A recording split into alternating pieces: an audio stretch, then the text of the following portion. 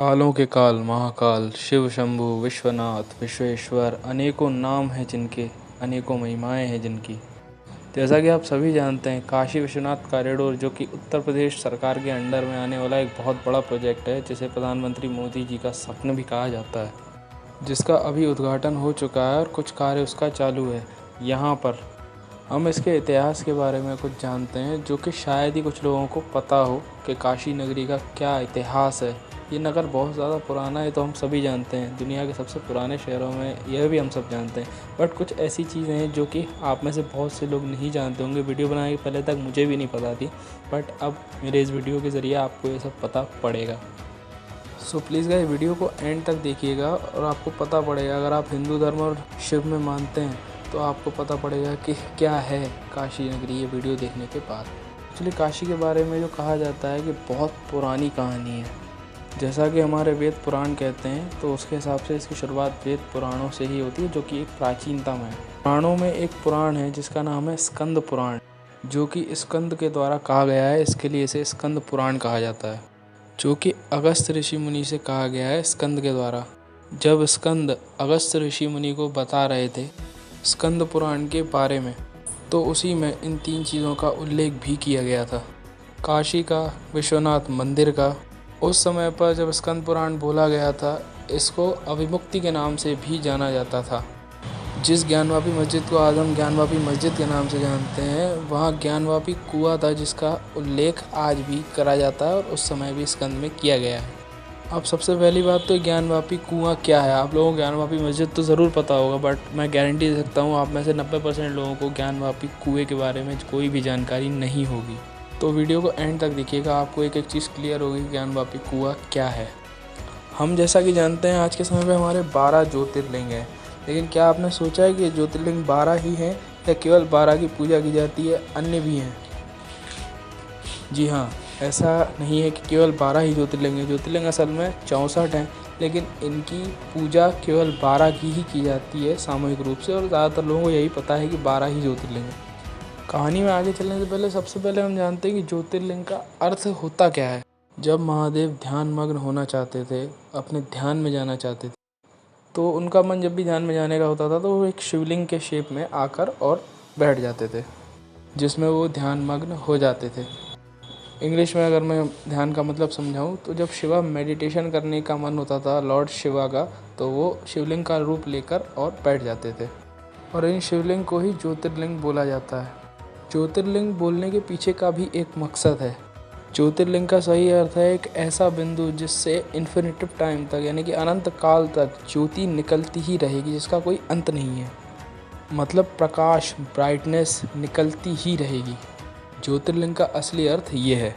Actual में ज्योतिर्लिंग total 64 है, हमें ये पता पड़ता है यहाँ से। हाँ, ये बात ज़रूर है कि सिर्फ 12 की ही हम पूजा करते हैं और 12 को ही जाना जाता है मुख्य रूप से।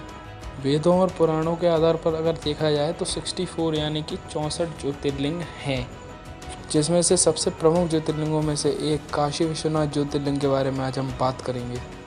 तो ये जो काशी विश्वनाथ मंदिर है, इसके बारे में स्कंद ने ऋषि से ये कहा था, जिनका नाम अगस्त्य था, कि एक बार सतयुग में महादेव जो है रौद्र रूप में घूम रहे थे। रौद्र रूप का मतलब जिन्हें नहीं पता है, उसका मतलब होता है प्रचंड स्वरूप, मतलब बहुत अधिक गुस्से में थे महादेव। और अगर महादेव कहीं रुद्र रूप में घूम रहे हैं तो उन्हें मेडिटेशन की आवश्यकता है, उन्हें कहीं ना कहीं मेडिटेशन करने की इच्छा है, ऐसा माना जाता है।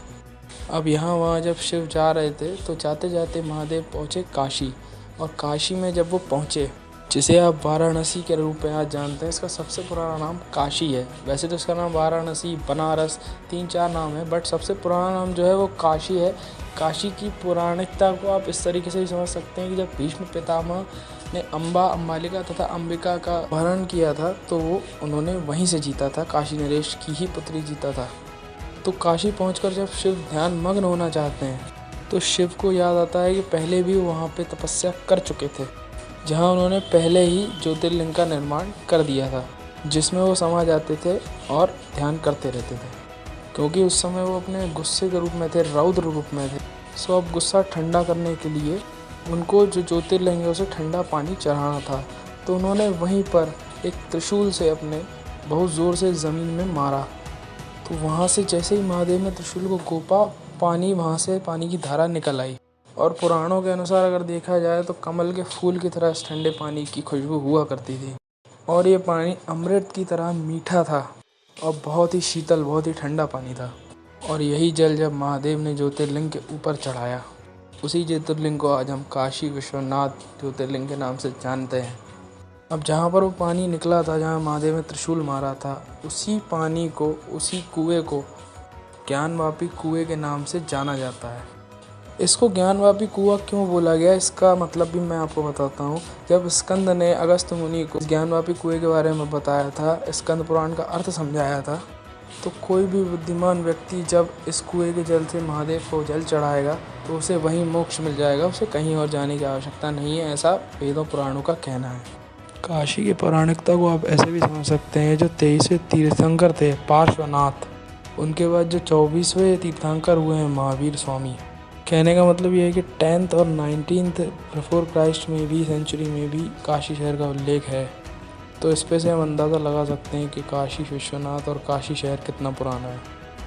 काशी को अभिमुक्त के नाम से क्यों जाना जाता है, ये हमारी तीसरी बात है। ऐसा इसलिए क्योंकि महादेव कभी वहाँ से गए ही नहीं, जैसे आए वैसे ही बस के रह गए, आज भी वहीं बसे हुए हैं। शंभू जहाँ हमेशा के लिए बस गए वो काशी है, ऐसी भी मान्यता है। और जहाँ महादेव स्वयं बैठे हैं उस शहर को अभिमुक्त के नाम से जाना जाता है कि अगर आपने वहाँ जाकर प्राण त्यागे तो आपको मोक्ष मिलेगा, अवश्य मिलेगा। ऐसी भी मान्यता है कि आपके जितने भी नेगेटिव कर्म हैं, अगर काशी में आप प्राण त्यागते हैं तो वो सारे धुल जाते हैं, आपको स्वर्ग की प्राप्ति होती है, आपको महादेव के लोक की प्राप्ति होती है मरणोपरांत। लेकिन ये बहुत कम लोगों की बस की बात होती है कि काशी में ही प्राण त्याग दिए जाएँ, क्योंकि नियति कहीं ना कहीं, डेस्टिनी कहीं ना कहीं उनको घुमा फिरा के काशी के बाहर ले ही जाती है। अब बात करते हैं इस मंदिर की क्षति की। 1194 में जब मोहम्मद गोरी यहाँ आया, उसने बैटल ऑफ चंदावर का युद्ध किया था और जयचंद को हरा दिया था कन्नौज में। कन्नौज में जब मोहम्मद गोरी हार गया, मोहम्मद गोरी ने जयचंद को हरा दिया, माफ़ कीजिएगा, उसके बाद उसने कुतुबुद्दीन ऐबक को भेजा सारे नॉर्थ में मंदिरों को तोड़ फोड़ करने के लिए। और यहाँ पर कुतुबुद्दीन ऐबक के द्वारा काफ़ी सारी तोड़ फोड़ की गई, मंदिर को क्षति पहुँचाई गई। ये थी मंदिर को पहुँची हुई सबसे पहली क्षति। तुगलक वंश आने के बाद, कुतुबुद्दीन ऐबक की मृत्यु के बाद यहाँ पर तुगलक वंश ने फिर तोड़फोड़ की। अकबर के टाइम पीरियड में मुगलिया सल्तनत की बात करें तो इसकी थोड़ी बहुत देखभाल की गई थी, लेकिन जब औरंगज़ेब आया तो उसने जो किया वो हम सभी को पता है। उसने यहाँ भी दोबारा तोड़फोड़ कराई। और उसके बाद अहिल्याबाई होलकर, जो कि इंदौर की रानी थी, उन्होंने यहाँ पर मंदिर बनवाया। अहिल्याबाई होलकर बहुत ही अच्छा चरित्र की थी और बहुत ही अच्छी व्यक्तित्व थी। वो मराठा साम्राज्य से ताल्लुकात रखती थी, मराठा साम्राज्य की साम्राज्ञी थी। उन्होंने सबसे बड़े लेवल पर यहाँ पर काशी विश्वनाथ मंदिर में जो बनवाया था, आज जिस मंदिर में हम जाते हैं, दर्शन करते हैं, वो अहिल्याबाई होलकर का ही बनवाया हुआ है। उसके बाद राजा रणजीत सिंह जी ने, जिनको आप शेर पंजाब के नाम से जानते, तो इनके द्वारा 1835 में इनकी वाइफ के कहने पर इस मंदिर को लगभग 1 टन सोना भेजा गया था। इसके भुज जो आप आज देखते हो, चारों गुम्बद देखते हो पीले कलर के, वो सभी उसी सोने के बने हुए हैं। तो कैसी लगी आपको ये वीडियो? मुझे जितनी जानकारी थी काशी और काशी विश्वनाथ के बारे में मैंने आपके साथ शेयर की। ऐसे वीडियोज़ आगे भी आते रहेंगे। लाइक कीजिए, सब्सक्राइब कीजिए हमारे चैनल को, और आगे भी हम इसी तरह किसी न किसी टॉपिक पर, किसी न किसी अच्छे टॉपिक पर वीडियोज़ देते रहेंगे।